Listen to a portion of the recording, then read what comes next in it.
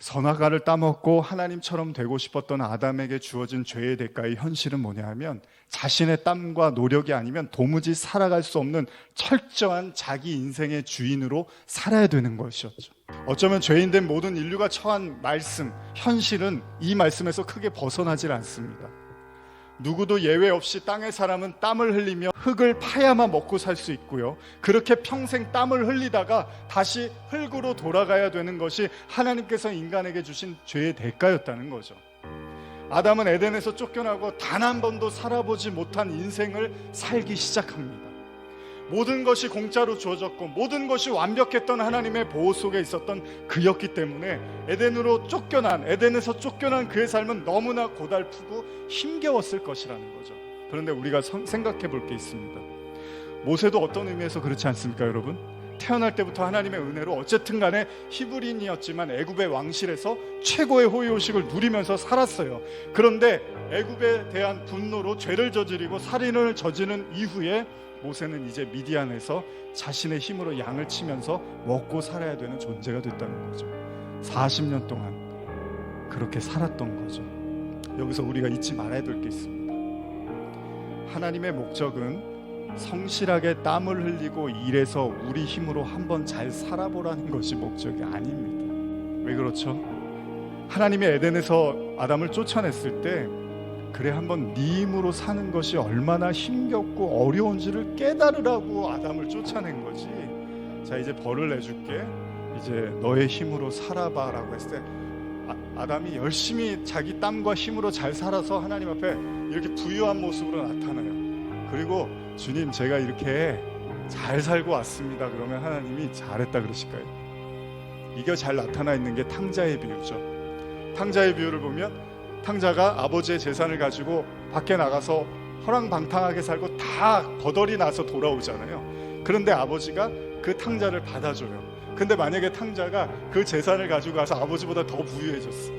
그리고 나서 아버지 우리 집으로 모실게요 이러면 얘기가 이게 안 맞는 거예요. 왜 그가 거덜나고 나서 아버지가 기쁨으로 그를 맞이해 주셨냐 하면, 그래 네 힘으로는 못 살아, 아버지와 함께 하는 거야 라는 걸 가르쳐 주려고 그 탕자의 비유를 우리에게 주신 거지, 허랑방탕에서 나가서 이렇게 돈 쓰고 술 마시고 못된 짓 했다는 거, 그게 교훈이 아닙니다. 탕자의 비유의 교훈은 그렇게 혼자서 나가면 못 살아 라고 이야기하시는 거죠.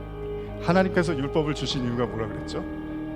바울이 말하죠. 로마서에서 모든 율법을 어떤 인간도 지킬 수 없는 것을 깨달으라고 로마서 7장에서 율법을 줬다고 하잖아요.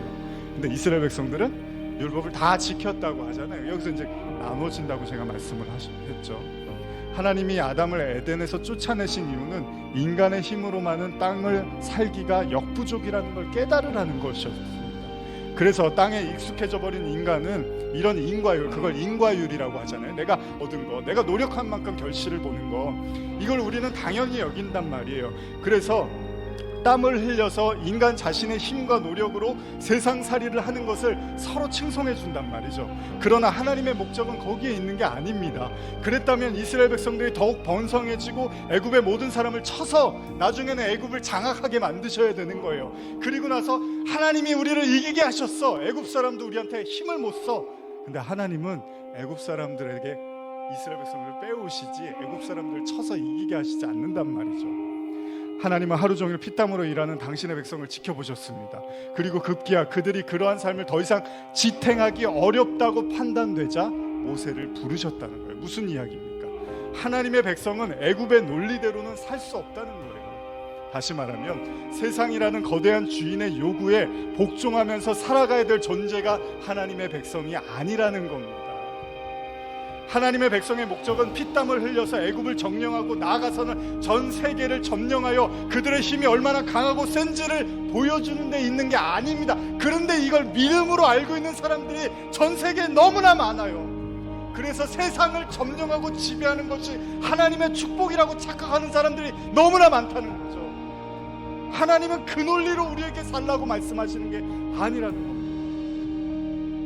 겁니다. 하나님은 에덴의 삶을 다시 기억하고 그 에덴의 삶으로 돌아가라는 것으로 땅을 우리에게 주셨다는 거죠.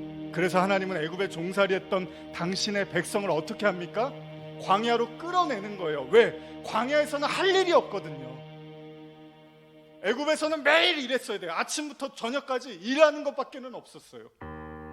그리고 고기 주고 뭐 양념 주고 이러면 그거 먹고서 밤에 좋아하는 거예요. 그게 애굽살이었는데 하나님이 광야로 딱 끌어냈는데 광야에는 뭐가 있냐면 먼지만 있고 모래만 있고 바람만 있는 거예요.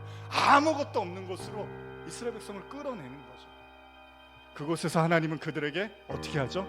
먹을 거 주고 입을 거 주고 잠자리 주고 적군의 공격으로부터 지켜주는 거죠.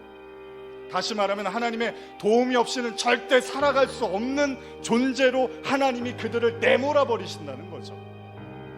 이게 바로 에덴으로 돌아가는 자의 삶이고 모든 성도가 겪어야 하는 광야 교회의 삶이라는 겁니다.